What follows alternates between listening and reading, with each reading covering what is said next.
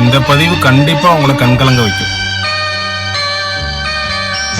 பூவிழியோரம் ஓர் துளி நீரும் நீ வடித்தால் மனம் தாங்காது. பொன்முகம் கொஞ்சம் வாடி நின்றாலும் நான் துடிப்பேன், வலி தாழாது. 10 மாசம் சுமந்து பட்ட பாடும் மறந்து பிள்ளை செல்வம் பிறக்க அள்ளி கையில் எடுக்க தாயும் நீயே தவமிருந்தாயே வாடுதம்மா பிள்ளையே. வாட்டுவதோ என்னை நீயே அம்மா. Download ShareChat.